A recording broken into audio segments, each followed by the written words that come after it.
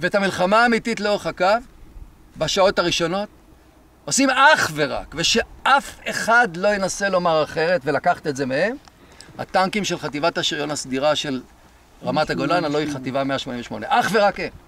69 טנקים לאורך כל הקו, מקבלים את הפקודה קפיטל מהמג"דים שלהם, מג"ד 74 בגזרה צפונית יער נפשי, מג"ד 53 בגזרה דרומית עודד ארז, ו69 טנקים, כל אחד איפשהו ממוקם, רץ לעמדותיו הידועות מראש לרמפות שלו. והראשונים שמגיעים לרמפות הם כמובן המחלקות הקדומניות, הסברתי לכם איך בנויה ההגנה. כאן מתחת לגבעה הזאת, זאת המסוכלת ומאוזקת, במדרון המערבי שלה, היום כבר לא קיים, היה מוצב חניון טנקים 105. למה 105? הנה, מוצב חיר 105, וכאן חניון טנקים 105.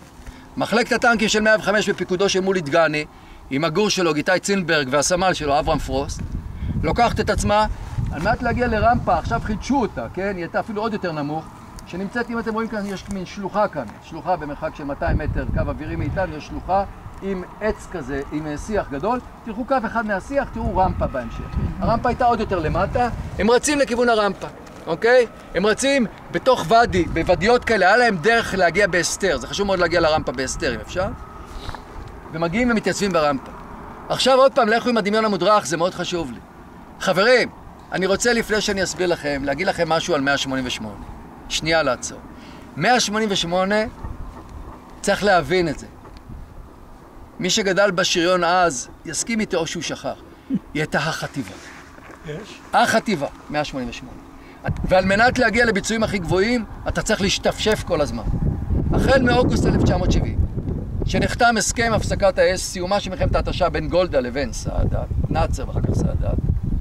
ובאותו זמן הירדנים, להזכירכם, ספטמבר 70, מפסיקים גם הם את המהומות שלהם. יש רק חזית אחת פעילה, שלא מניחה את נשקה, זה חזית רמת הגולן. מחטיבת השריון שנמצאת כאן, ומיום קרב ליום קרב, מפשיטה לפשיטה, 188, היא זו שעושה את העבודה, רק היא. כשחטיבה 7 עולה כאן לרמת הגולן, עולה בשביל להחליף אותה בקו, כשהיא נכנסת פנימה לפשוט בלבנון, או לעשות דברים אחרים. החטיבה היחידה מאוגוסט 70 עד אוקטובר 73, שעסוקה בימי קרב, אם תרצו, זה 188, וזה מה שקורה. עכשיו, כשמשתפשף ברמה כזאת, אתה מגיע לרמה הכי טובה. ולטובת העניין, ויסלחו לי אנשי הקומנדו כאן, כן, אבל אני אגיד גם קומנדו לטובת העניין, סיירת מטכ"ל והקומנדו, זה 188 לגייסות שריון.